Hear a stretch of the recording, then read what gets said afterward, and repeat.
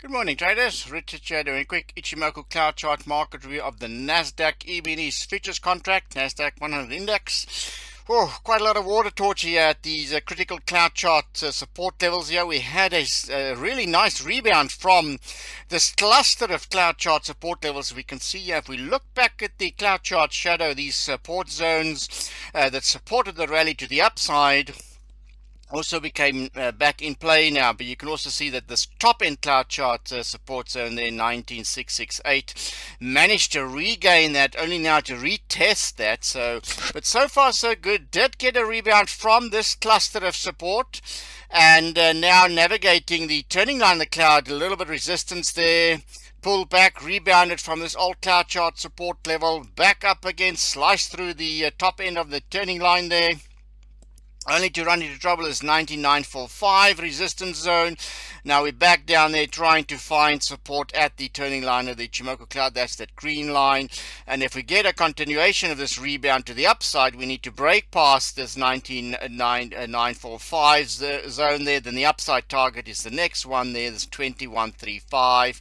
Then the bottom end of the cloud there to the upside, 20222, 2323. So all these support levels on the way down is now going to be resistance levels on the way up. So we do need some form of a technical retracement, bit of a relief rally, kind of mean reversion of this move, and 50% retracement would bring us back down to the top in the cloud chart resistance zone there, as well as the standard line of the Ichimoku cloud. So that's roughly a 50% Fibonacci retracement, but in downtrends we tend to have only about a 23% or so retracement to the upside, so we can possibly get back to this resistance zone, this whole cluster of resistance between the top end of the cloud there and these two bottom end cloud chart levels, as well as the front end of the cloud. So these are the upside resistance targets if support holds at this zone, and it's going to be a slow grind higher, not ground, grind higher, so to speak. Let's take a look at the 4-hour Ichimoku cloud. There you can see we're grinding into the cloud here. Need to get a breakout past the top end of the cloud here. That's the catalyst we're looking for a breakout past this top end cloud chart resistance, and that will then change this 4-hour to a bullish zone. But so far so good. Did manage to rebound from the support zone here at 19,200 roughly. Then we did get a cloud chart Ichimoku cross to the upside. It's a weak buy signal, so all these areas were kind of like swing trade accumulation phases.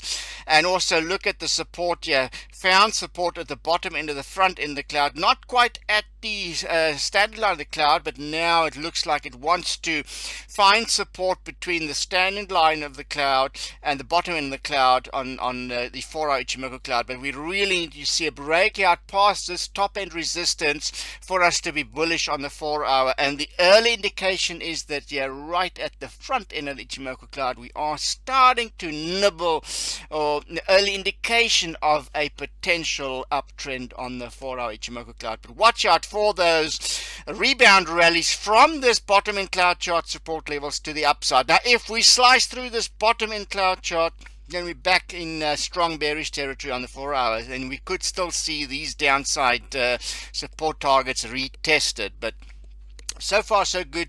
We are seeing some indication of higher lows here and higher highs on the 4-hour Ichimoku. Let's take a look at the 60-minute. Quite volatile, the 60-minute, but for those that are swing trading this particular time frame, there's a nice little buy signal here. Got extended from the top in the cloud. That was profit taking. Then another buy signal at this rebound on the standard line there. Another one there. Then got extended, hit the upside resistance targets there. So that was profit taking. There was a sell signal there. Back down to the bottom end of the front end of the cloud here, looking for support. Then we got a rebound. This slow grind.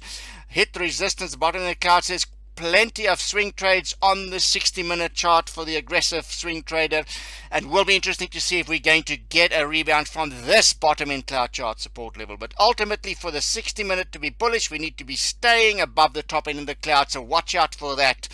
Not out the woods yet on the 60-minute, but the 4-hour is certainly one to watch out for the next couple of hours and couple of days, to see if we're going to get a nice confirmed breakout past that cloud to put this 4-hour into a bullish zone. back to the daily. Keep an eye on the interaction with the turning line there, as well as when it gets to these upside resistance targets. Downside support remains this whole cluster of downside support targets, and if we fail through the 19.3 to 8, then we are going to go much lower, because if we look at the weekly Ichimoku cloud here, you can see how we're fighting for support at the top end of the cloud there, but there is still downside risk right down to the bottom end lows here and the bottom end of the cloud here at 18,423. So that's the really big picture on the weekly Ichimoku cloud of the NASDAQ futures contract. But watch out for that 4-hour price interaction here with the cloud. And then we're looking for that breakout to be ultimately bullish on the 4-hour Ichimoku cloud. Until next time, happy cloud chart trading. Bye for now.